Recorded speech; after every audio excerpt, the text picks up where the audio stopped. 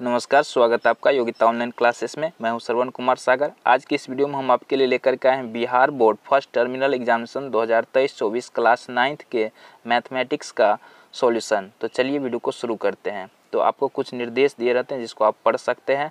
चलिए हम सीधा क्वेश्चन पे चलते हैं। पहला क्वेश्चन लेते हैं। तो यहाँ पे आपको बता दें कि 60 क्वेश्चन आपको ऑब्जेक्टिव पूछे जाते हैं जिसमें 50 प्रश्न का आपको उत्तर देना होता है। तो पहला क्वेश्चन देखिए, पहला क्वेश्चन है सबसे छोटी प्राकृत संख्या है। तो सबसे छोटी प्राकृत संख्या पूछा जा रहा है। प्राकृत संख्या किसे कहते हैं? गिनती की संख्या को प्राकृत संख्या कहते हैं और गिनती हम लोग शुरू करते हैं 1-2 से। तो क्या हो जाएगा? ऑप्शन बी इसका राइट आंसर हो जाएगा। इसी तरह से दूसरा क्वेश्चन है, देखिए 0.6 और ऊपर में क्या है? रेकरिंग है यानी आवर्त का चिन्ह है। तो इसको हमें p/q के रूप में यानी परमेय संख्या के रूप में बदलना है। इसको कैसे बदलते हैं चलिए देखते हैं। तो सबसे पहले तो संख्या को उसी क्रम में लिखते हैं, जैसे कि 0.6 है तो इसका मतलब 6 हुआ, और आवर्त से पहले जो संख्या रहता है उसको माइनस करते हैं उसमें से, तो 0 को माइनस करेंगे।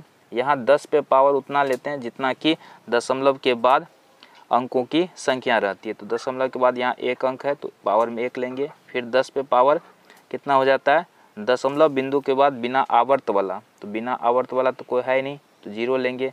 अब इसको सॉल्व कीजिए। 6 में से 0 गया, 6 बचेगा। इधर 10 पर पावर 1 का मतलब 10 और 10 यहाँ पे हो गया 10। अब माइनस 10 पे पावर 0 का मतलब क्या होता है? 1। किसी भी संख्या पावर 0 रहे तो उसका मतलब 1। तो 6 बट्टे क्या हो जाएगा यहाँ? 9। अगर इसको काटेंगे तो 3 दूनी 6, 3 तिया 9। तो हमारा आंसर क्या निकल के आएगा? 2/3। तो 2/3 क्या हो जाएगा? इसका सही आंसर हो जाएगा ऑप्शन नंबर सी। चलते हैं अगले प्रश्न पर। तीसरा प्रश्न है, यदि बहुपद gx का एक गुणनखंड x-7 हो तो g7 बराबर। तो यहाँ पे देखिए ये सिंपल सा सवाल है। यहाँ पर g का मान क्या दिया है? 7। तो यहाँ पर सवाल है x-7, तो यहाँ g का मान दे दिया है 7। तो x के जगह पे 7 लिया है तो x के जगह 7 लेंगे, तो 7 - 7 क्या आ जाएगा? हमारा 0 आ जाएगा। ठीक है, तो यहाँ पर इसका आंसर हो जाएगा 0। चलिए क्वेश्चन नंबर 3 हो चुका है। क्वेश्चन नंबर 4 पे चलते हैं। बिंदु 3 और 7 किस पाद में होगा? तो आप जानते हैं इस तरह से हमारा जो ग्राफ बनता है, ये होता है प्लस, ये होता है प्रथम पाद, ठीक है, ये होता है द्वितीय पाद, ये होता है तृतीय पाद इस साइड वाला, और ये होता है चतुर्थ पाद। तो यहाँ पे प्लस होता है, ये होता है माइनस प्लस, ये होता है माइनस, ये होता है, चलिए ये होता है प्लस माइनस। ठीक है, तो इस तरह से प्रथम पाद होता है प्लस। तो यहाँ पे दोनों प्लस में है तो इसका मतलब ये क्या होगा? प्रथम पाद में होगा।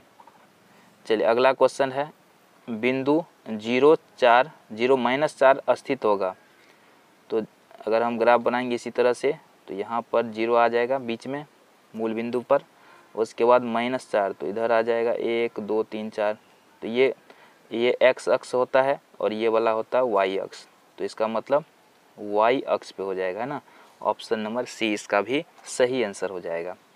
अगला क्वेश्चन है, निम्नलिखित में कौन अपरिमेय संख्या है? तो अपरिमेय संख्या किसको बोलते हैं?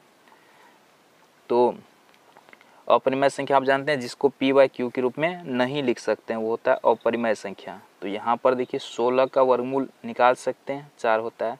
121 का वर्गमूल निकाल सकते हैं, 11 होता है, और इसको आसानी से p/q के रूप में लिख सकते हैं। 144 का वर्गमूल 12 होता है, इसको भी p/q के रूप में लिख सकते हैं। लेकिन 90 का वर्गमूल क्या होगा? ये तो रूट में आ जाएगा, तो इसका वर्गमूल दशमलव में आ जाएगा। तो इसलिए ऑप्शन नंबर 4 क्या है हमारा, यानी ऑप्शन नंबर डी क्या है? अपरिमेय संख्या है, तो इसका आंसर हो जाएगा ऑप्शन नंबर डी।